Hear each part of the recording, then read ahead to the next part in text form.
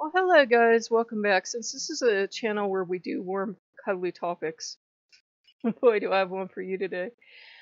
Um, you all know, or those of you that are on Patreon know, but I think you figured out from video last night that I do indeed work with Sigyn. We don't usually mention or discuss her on this channel because I am very protective of Precious.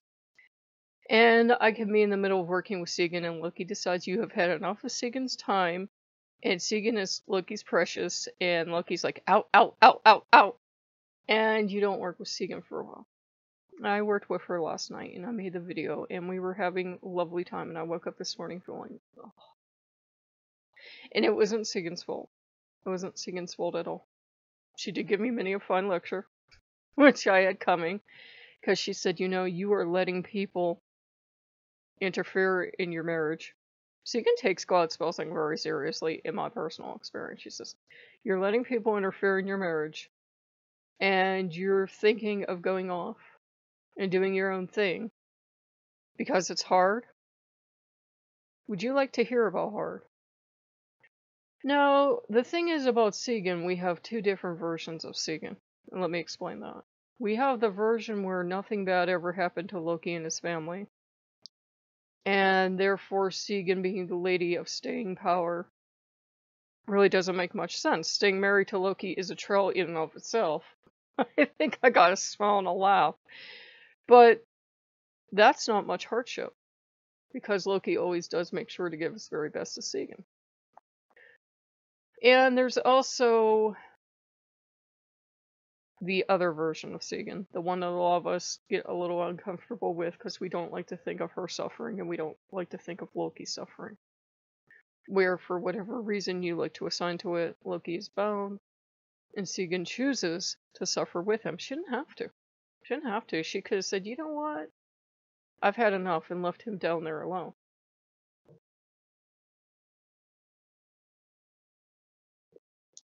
And, you know, a lot of wives may have been tempted to do that. There's nothing glorious in remaining faithful. There's no rich reward for it. And as Loki's repeatedly pointed out, he doesn't deserve her. But she chose to remain faithful. She made that choice all on her own, and it's her nature. Loyalty is her nature. Now, I try not to read much on her, because she touches on a point of, when do we go from reverence to commercializing our gods? Or one-upmanship? When does it become a point of crossing the line from sharing something you hope is useful to, I had this first, I had it best? And so I try to be very, very careful with what I share. So we normally in this household protect Sigyn and we don't discuss her. Because I've noticed there's a trend in every religion now to over-commercialize our gods. And to make a game of one-upmanship of it. And apparently this video is going in a very different direction than what I planned. But there's a tendency to, if you serve Sigyn, someone served her for 12 lifetimes. Okay, good. Good for you. If you know Sigyn, they know her way better. If Sigyn sent you a butterfly, they were in the tropical rainforest and 5 million butterflies came and danced a conga line around them. They always must be better. And then there's the commercialization aspect. You can buy anything you want for any of our gods and goddesses. Well, you say that's okay. In a way it is, and in a way it isn't. There's a difference between buying a whole bunch of gewgaws. And this is coming from someone wearing rings and wearing a Thor's hammer around their neck.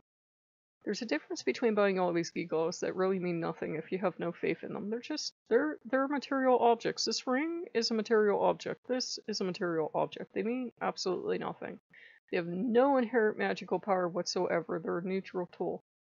They mean something if they mean something to you, and that's it. But over-commercialization gets to the point where I can go out and buy Sigyn a candle, I can buy her prayer beads, I can buy a Sigyn t-shirt, I can buy a Sigyn hat, I can buy Sigyn oil, I can buy all this stuff. Sigyn statues are usually hard to come by. But I can buy all this stuff for her, which if you work with her, she would be the last goddess to want you to go out and spend a ton of money buying her stuff. It would make her super uncomfortable. And I don't mean to offend you if you just did that, but it's not a replacement for faith. It's kind of the McDonald's of our faith, where we don't have to work at crafting our own stuff. We don't have to work at building a relationship. We can go buy a ready-made kit. I'm not trying to bash people selling kits or something, but it is getting to the point where a lot of it we know is just absolutely useless. And there's nothing wrong with having it as part of our culture, but we do have to remind ourselves that just wearing a ring or a t-shirt or a necklace or buying a candle doesn't mean that we have a good relationship with the gods, and that's what we have to get back to. I think I told you guys a lovely story of the church. I live in a dirt poor town. I mean a dirt poor town. And they could not even pay to heat this church when we went for the Christmas Mass. And yes, I went to Christmas Mass because that is my friend and I care about her. I might not believe in her God or anything else about her religion, but, you know, it's valid to her. She has experiences with it, so I'm there to support her. In this dirt poor town where they couldn't even afford to heat the church, and no one dared say a word. And I'm like, oh, thank the gods I grew up Catholic, because at least we could heat that church because Catholics pay through the nose, baby. They have these flat screen TVs. And at first they were nice. At first they were really nice, these huge flat screen TVs. They were beautiful. They were bigger than anything I've ever had. But that was the point. Instead of looking at the preacher, you were looking at the screen the whole time. Instead of looking up at the altar, you're looking at the screen. The altar was almost, please take this the right way if you're Christian, an afterthought. And I was curious, so this morning I went online and I looked it up, and a lot of Christians are saying, they live in the land of the mega slick church. And these are beyond even what we have in this humble town. They not only have these, these screens, but they have people selling coffee. Apparently this works.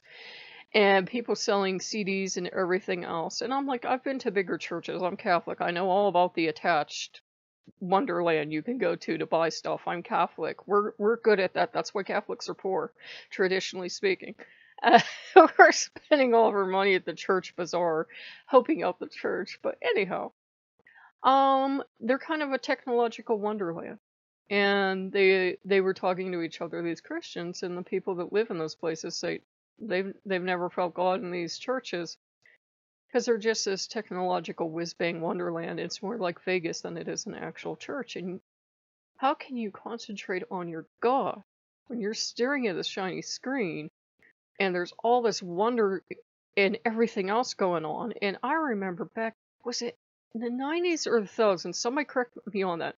Remember when televangelists started using like lasers and smoke? I'm not making this shit up. It started becoming like a magic act, like the smoke would appear and then the preacher would be there and there would be lasers and music and people would be dancing. And I, at the time, and this is when I was struggling against paganism, I was like, I don't know if Jesus would approve of that. And a good analogy one person made was, when Jesus Christ Superstar came out. Did it attract people? Sure. And when they found out the religion is pretty much not like that, 1 second before I sneeze on you lovely people.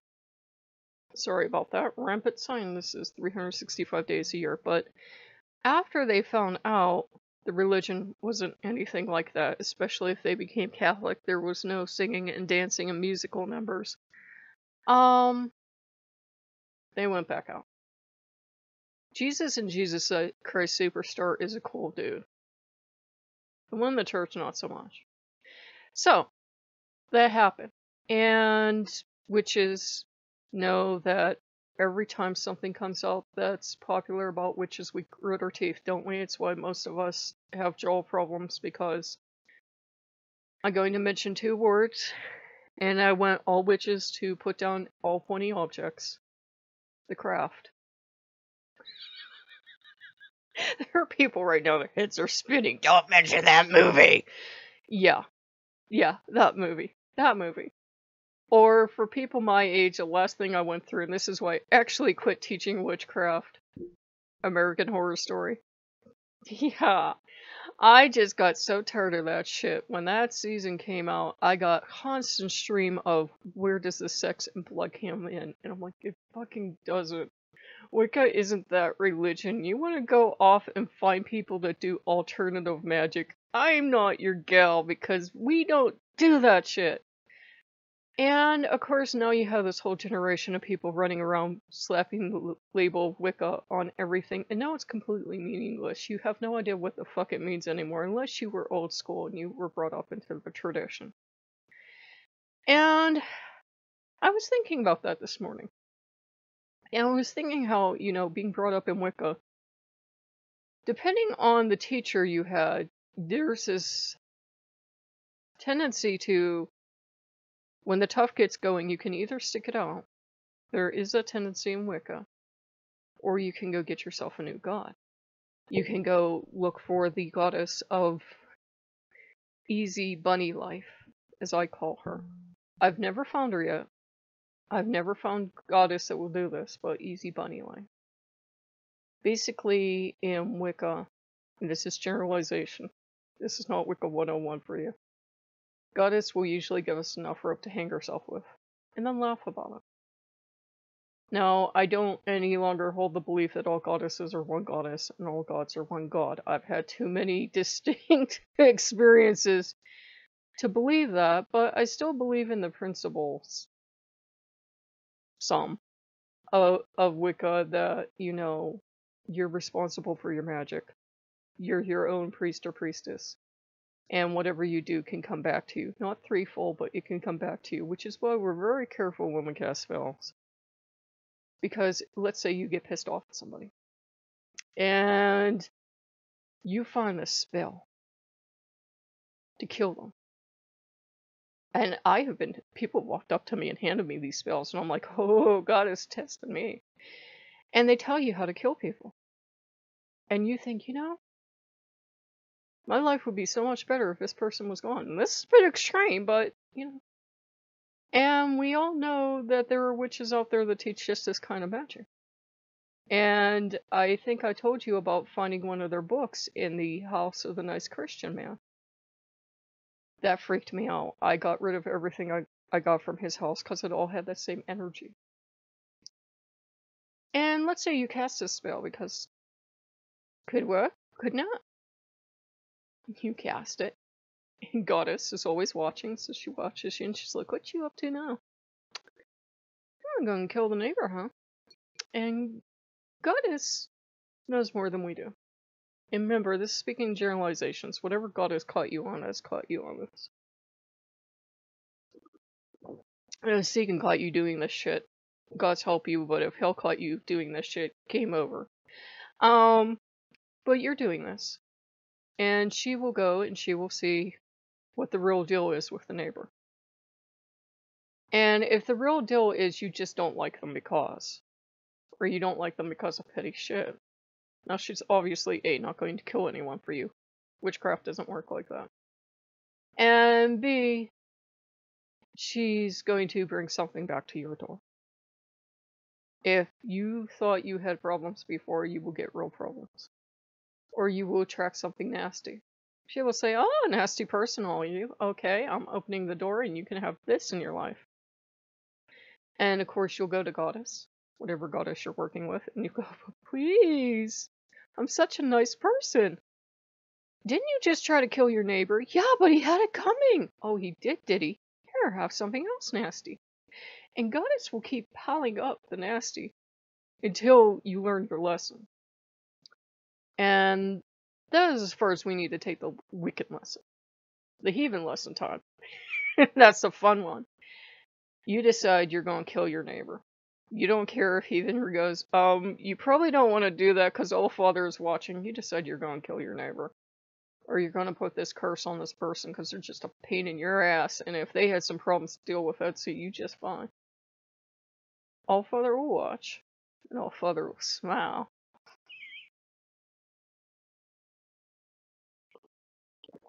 And I'll say, oh, what you doing? putting a curse on someone. You used to curse people. Loki curses people. There are curses. Oh, I know, my child, but one, you just performed that curse wrong, and two, I happen to like your neighbor. No. Oh, yeah. Yeah, I happen to like your neighbor. Guess who you're gonna meet? Oh man, consequences! And yay! Fun! Chaos! Loki in your life 24/7. Basically, the Norse gods are more immediate.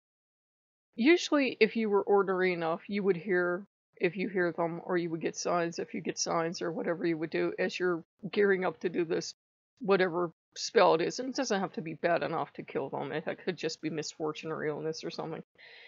You would hear from the gods to not do this. Warning sign we have is that if the gods are starting to tell you to kill someone, to put a curse on them, it's probably not the gods you're dealing with. You're either hearing your inner voice or you're hearing something else. Heathenry is not quite as nice as Wicca. There are bad things out there. And those bad things can very well show up as a god and go, yeah, let's curse somebody today. Now, in general, if you've got your business right with your gods, you don't have to worry about this stuff. And so if you keep your business straight with the gods, you don't have to worry. But if you get into that situation, you have to say, okay, I have really totaled off far from the gods. And we can. And to bring it back around to Sigyn, Sigyn is the lady constant staying power. She's the one that stays when it's not fun. When there's no money and gold and glory involved. She's the one that stays. She's the one that stays even though Loki's called the Norse devil. And she's the one that stays even though people portray her as a victim. You know, for some of us, we couldn't do that. If we were portrayed as a victim, or day after day we heard how horrible our spouse was, or whatever this, whatever that, we'd leave. And we know it. We'd get up, we'd leave. And there are days that Loki and I are fighting. Obviously, quite often. And Sigyn gave me quite a few pointers on how that is not going to happen, because Sigyn runs into modes, sweet, kind Sigyn and special ops Sigyn, and you don't want special ops Sigyn showing up ever in your life, because she will, and she will get her point across, and you do not want that Sigyn in your life. You do not. And I know there are people out there looking, because there are people out there like, ooh, what's special ops Sigyn like? I bet she's fun. No, she's not. That's Sigyn when she's angry. You do not want angry Sigyn in your life. And she pointed out, staying with the gods is hard.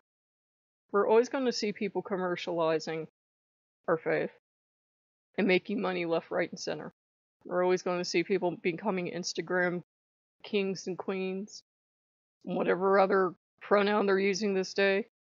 And we're going to see people making profits left and right and winning the popularity contest and hangers on and people watering down the religion. And it takes faith. It takes staying power to stick around. Now, I'm kind of like the divorcee that got remarried. I left my old faith, remember? So I already don't have a good track record of being faithful to a god. Now, I can say the gods called me, but it's kind of like being the divorced person that got remarried. The gods have never shown any lack of faith in me, but sometimes I think, I already left one religion, and I'm pretty much crossing over from Wicca to heathenry full time. And I know I am, because I don't like how over-commercialized Wicca is becoming. It's becoming to the point where it means nothing and anyone could slap the label Wicca on everything. Now, I know that's true for everything. It's true for heathenry, it's true for Christianity, and everything else. And you guys know I'm pretty hard-nosed. I think we do have to draw a line in the sand somewhere, or anything happens and nothing gets done. So it's just a thing of, if you want to renew your faith, especially if you want to renew your faith in Loki, Sigyn is a good one to work with. Sigyn sees everything that's going on, and even if she didn't, you would just tell her and she would understand. And tell her, it disgusts you, and it makes you lose your faith, because you start to ask questions like, why does this person get this, and they're not even in the faith, and why does this person get that? And so forth and so on. And, everybody gets their own portion. I forget what book it was in, but Sigyn said something about, and I don't know if I agree with this or not, but remember this was personal gnosis the person was sharing, that the gods can even sometimes turn on people, which makes sense she would say that considering Loki's position. But even if the gods do turn on you, even if they drop their favor, you have to stay the course. Whether it means finding other gods or it means staying with the gods you have, like Loki, Sigyn. You do have to stay the course. I know it's a frustrating time right now to be pagan or be much of anything because it's so watered down right now. And a lot of the people that, in the Wiccan thing, they asked if Wicca was too commercialized, and they said, oh my god, yes, if I see one more tween or teen running around screaming, I'm a Wiccan, hail Satan, they're going to start harming children, and we don't as a religion, but they're going to start because they're done. Yeah, sometimes it's hard, but it's worth it in general. So if you guys like what you see, like, comment, and subscribe, and I will see you later. Bye bye.